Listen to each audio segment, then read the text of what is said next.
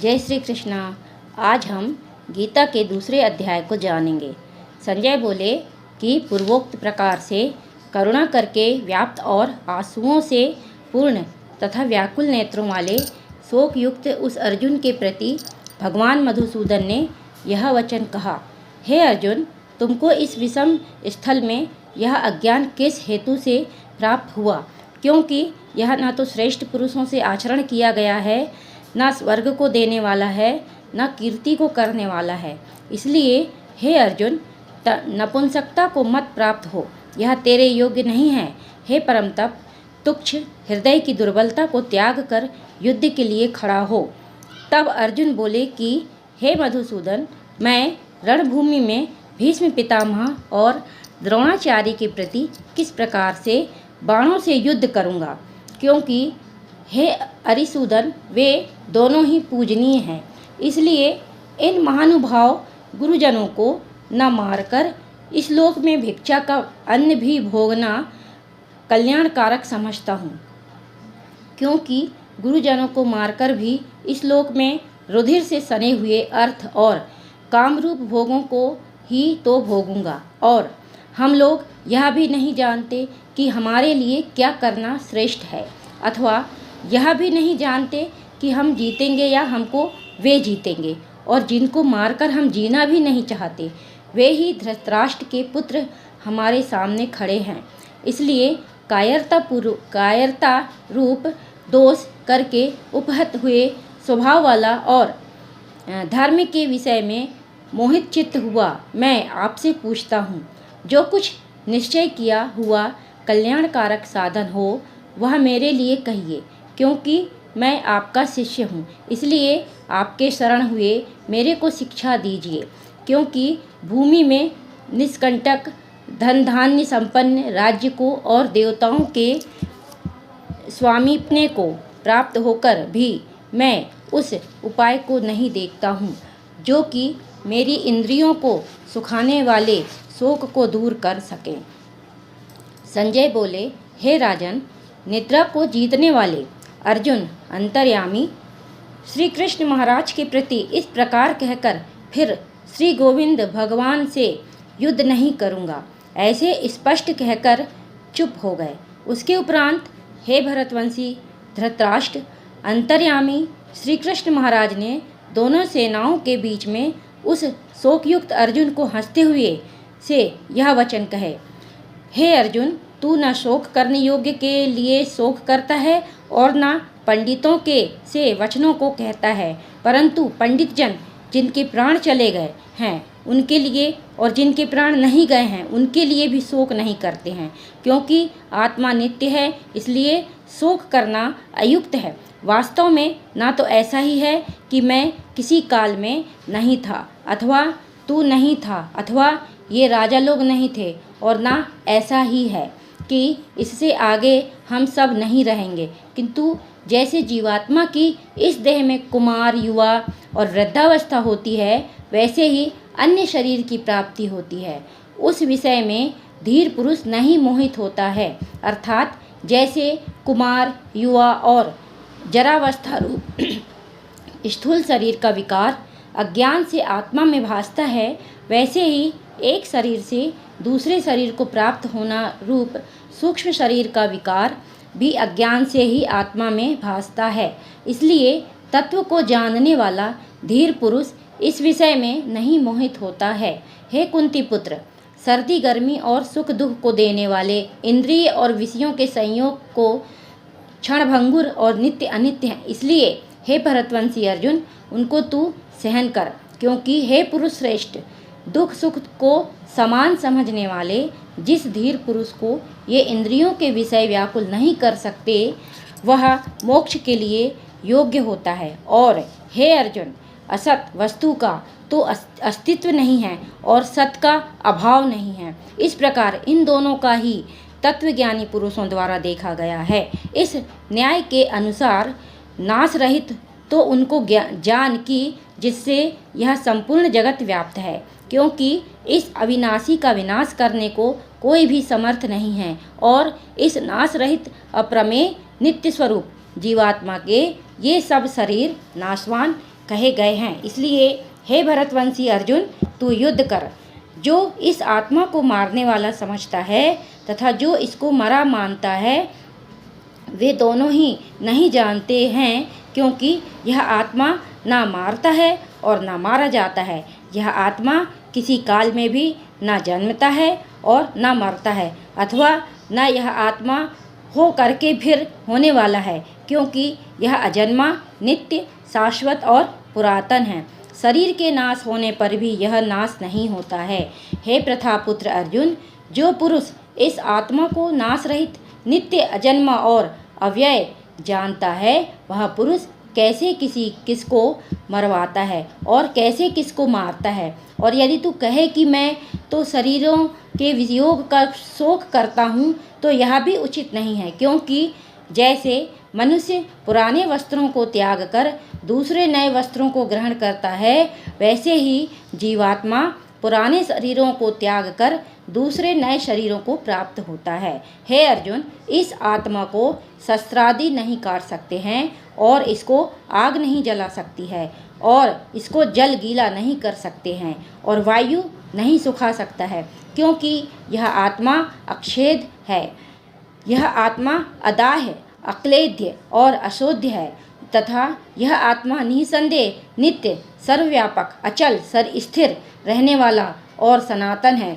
यह आत्मा अव्यक्त अर्थात इंद्रियों का अविषय और यह आत्मा अचित, नित्य तथा अर्थात मन का अविषय और यह आत्मा विकार रहित अर्थात न बदलने वाला कहा गया है। इससे हे अर्जुन, इस आत्मा को ऐसा जानकर तू शोक करने योग्य नहीं है, अर्थात तुझे शोक करना उचित नहीं है।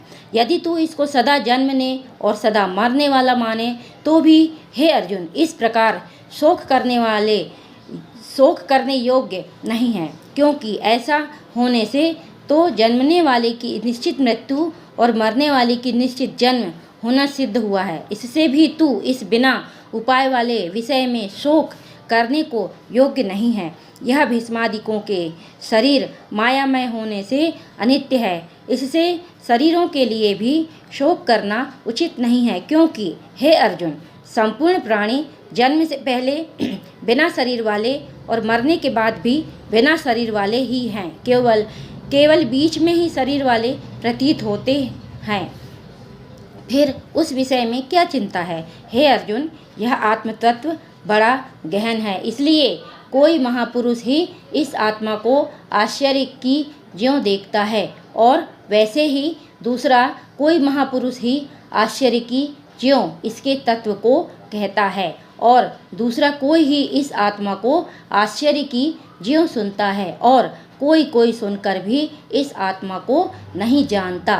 हे अर्जुन, यह आत्मा सबके शरीर में सदा ही अवध्य है, इसलिए संपूर्ण भूत प्राणियों के लिए तू शोक करने को योग्य नहीं है और अपने धर्म को देखकर भी तू भय करने को योग्य नहीं है, क्योंकि धर्मयुक्त युद्ध से बढ़कर दूसरा कोई कल्याणकारक कर्तव्य क्षत्रिय के लिए नहीं है।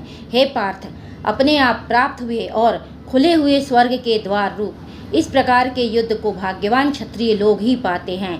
यदि तू इस धर्मयुक्त संग्राम को नहीं करेगा तो स्वधर्म को और कीर्ति को खोकर पाप को प्राप्त होगा और सब लोग तेरी बहुत काल तक रहने वाली अपकीर्ति को भी कथन करेंगे और वह अपकीर्ति माननीय पुरुष के लिए मरण से भी अधिक बुरी होती है और जिनके तू बहुत माननीय होकर भी अब तुच्छता को प्राप्त होगा।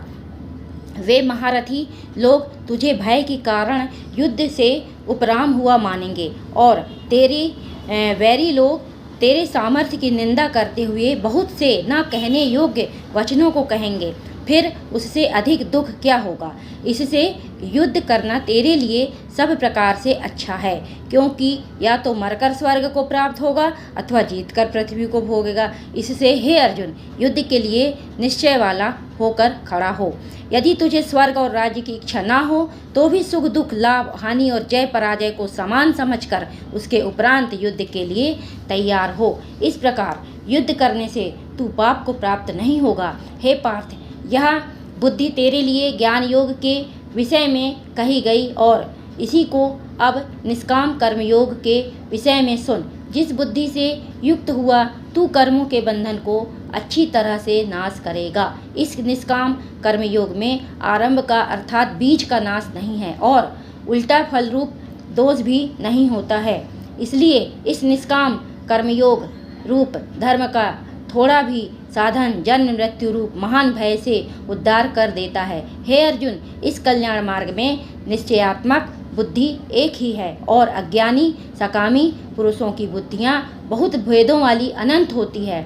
हे अर्जुन, जो सकामी पुरुष केवल फलश्रुति में प्रीति रखने वाले, स्वर्ग को ही परम श्रेष्ठ मानने वाले, इससे बढ़कर और कुछ नहीं है, ऐसे कहने वाले हैं, वे अविवेक की जन्म रूप कर्म फल को देने वाली और भोग तथा ऐश्वर्य की प्राप्ति के लिए बहुत ही क्रियाओं के विस्तार वाली इस प्रकार की जिस दिखाऊ शोभायुक्त वाणी को कहते हैं, उस वाणी द्वारा हरे हुए चित्त वाले तथा भोग और ऐश्वर्य में आसक्ति वाले उन पुरुषों के अंतःकरण में निश्चयात्मक बुद्धि नहीं होती है। हे अर्जुन, सब वेद तीनों गुणों के कार्य रूप संसार को विषय करने वाले अर्थात प्रकाश करने वाले हैं। इसलिए तू अंसारी अर्थात निष्कामी और सुख दुखादि द्वंद्वों से रहित नित्य वस्तु में स्थित तथा योग क्षेम को ना चाहने वाले और आत्मपरायण हो, क्योंकि मनुष्य का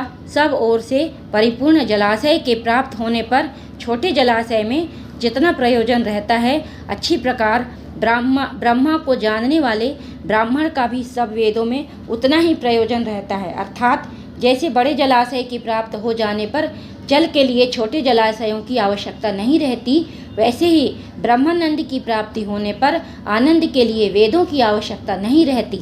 इससे तेरा कर्म करने मात्र में ही अधिकार होवे, फल में कभी नहीं, और तू कर्मों के फल की वासना वाला भी मत हो तथा तेरी कर्म न करने में भी प्रीति न होवे। हे धनंजय, आसक्ति को त्याग कर तथा सिद्धि और असिद्धि में समान बुद्धि वाला होकर योग में स्थित हुआ कर्मों को कर। यह समत्व भाव ही योग नाम से कहा जाता है। इस समत्व रूप बुद्धि योग से सकाम कर्म अत्यंत तुच्छ है। इसलिए हे धनंजय, समत्व बुद्धि योग का आश्रय ग्रहण कर, क्योंकि फल की वासना वाले अत्यंत दीन हैं। समत्व बुद्धि युक्त पुरुष पुण्य पाप दोनों को इस लोक में ही त्याग देता है, अर्थात उनसे लिपायमान नहीं होता। इससे समत्व बुद्धि योग के लिए ही चेष्टा कर। यह समत्व बुद्धि रूप योग ही कर्मों में चतुरता है, अर्थात कर्म बंधन से छूटने का उपाय है, क्योंकि बुद्धि योग युक्त ज्ञानी जन कर्मों से उत्पन्न होने वाले फल को त्याग कर जन्म रूप बंधन से छूटे हुए निर्दोष अर्थात अमृतमय परम पद को प्राप्त होते हैं। हे अर्जुन, जिस काल में तेरी बुद्धि मोहरूप दलदल को बिल्कुल तर जाएगी, तब तू सुनने योग्य और सुने हुए के वैराग्य को प्राप्त होगा। जब तेरी अनेक प्रकार के सिद्धांतों को सुनने से विचलित हुई बुद्धि परमात्मा के स्वरूप में अचल और स्थिर ठहर जाएगी, तब तू समत्व रूप योग को प्राप्त होगा।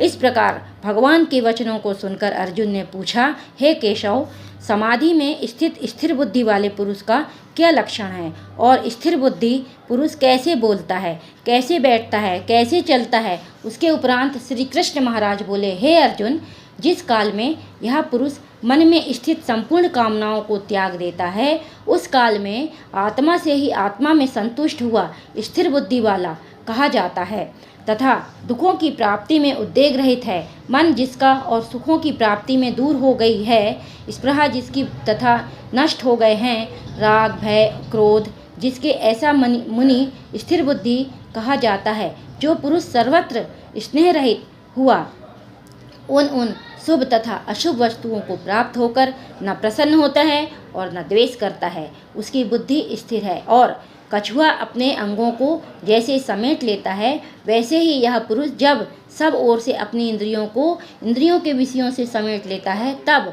उसकी बुद्धि स्थिर होती है। यद्यपि इंद्रियों के द्वारा विषयों को न ग्रहण करने वाले पुरुष के भी केवल विषय तो निवृत्त हो जाते हैं, परंतु राग नहीं निवृत्त होता है, और इस पुरुष का तो राग भी परमात्मा को साक्षात करके निवृत्त हो जाता है। और हे अर्जुन, जिससे कि यत्न करते हुए बुद्धिमान पुरुष के भी मन को यह प्रमथन स्वभाव वाली इंद्रियां बलात् हर लेती है। इसलिए मनुष्य को चाहिए कि उन संपूर्ण इंद्रियों को वश में करके समाहित चित्त हुआ मेरे परायण स्थित होवे, क्योंकि जिस पुरुष के इंद्रियां वश में होती है उसकी ही बुद्धि स्थिर होती है। हे अर्जुन, मन सहित इंद्रियों को वश में करके मेरे परायण न होने से मन के द्वारा विषयों का चिंतन होता है और विषयों को चिंतन करने वाले पुरुष की उन विषयों में आसक्ति हो जाती है और आसक्ति से उन विषयों की कामना उत्पन्न होती है और कामना में विघ्न पड़ने से क्रोध उत्पन्न होता है। क्रोध से अविवेक अर्थात मूढ़ भाव उत्पन्न होता है और अविवेक से स्मरण शक्ति भ्रमित हो जाती है और स्मृति के भ्रमित हो जाने से बुद्धि अर्थात ज्ञान शक्ति का नाश हो जाता है और बुद्धि के नाश होने से यह पुरुष अपने श्रेय साधन से गिर जाता है। परंतु स्वाधीन अंतःकरण वाला पुरुष राग द्वेष से रहित अपने वश में की हुई इंद्रियों द्वारा विषयों को भोगता हुआ अंतःकरण की प्रसन्नता अर्थात स्वच्छता को प्राप्त होता है। उस निर्मलता के होने पर इसके संपूर्ण दुखों का अभाव हो जाता है और उस प्रसन्नचित्त वाले पुरुष की बुद्धि शीघ्र ही अच्छी प्रकार स्थिर हो जाती है। हे अर्जुन, साधन रहित पुरुष के अंतःकरण में श्रेष्ठ बुद्धि नहीं होती है और उस अयुक्त के अंतःकरण में आस्तिक भाव भी नहीं होता है और बिना आस्तिक भाव वाले पुरुष को शांति भी नहीं होती है। फिर शांति रहित पुरुष को सुख कैसे हो सकता है? क्योंकि जल में वायु नाव को जैसे हर लेता है वैसे ही विषयों में विचरती हुई इंद्रियों के बीच में जिस इंद्रियों के साथ मन रहता है वह एक ही इंद्रिय इस अयुक्त पुरुष की बुद्धि को हरण कर लेती है। इससे हे महाभाव, जिस पुरुष की इंद्रियां सब प्रकार के इंद्रियों के विषयों में वश की हुई होती है उसकी बुद्धि स्थिर होती है। और हे अर्जुन, संपूर्ण भूत प्राणियों के लिए जो रात्रि है उस नित्य शुद्ध बोध स्वरूप परमानंद में भगवत को प्राप्त हुआ योगी पुरुष जागता है और जिस नाशवान क्षणभंगुर सांसारिक सुख में सब भूत प्राणी जागते हैं, तत्व को जानने वाले मुनि के लिए वह रात्रि है। जैसे सब ओर से परिपूर्ण अचल प्रतिष्ठा वाले समुद्र के प्रति नाना नदियों के जल उसको चलायमान न करते हुए ही समा जाते हैं, वैसे ही जिस स्थिर बुद्धि पुरुष के प्रति संपूर्ण भोग किसी प्रकार का विकार उत्पन्न किए बिना ही समा जाते हैं, वह पुरुष परम शांति को प्राप्त होता है, ना कि भोगों को चाहने वाला। क्योंकि जो पुरुष संपूर्ण कामनाओं को त्याग कर ममता रहित और अहंकार रहित, स्पृहा रहित और बर्बरता है, वह शांति को प्राप्त होता है। हे अर्जुन, यह ब्रह्मा को प्राप्त हुए पुरुष की स्थिति है। इसको प्राप्त होकर योगी कभी मोहित नहीं होता है और अंतकाल में भी इस निष्ठा में स्थित होकर ब्रह्मानंद को प्राप्त हो जाता है। जय श्री कृष्ण।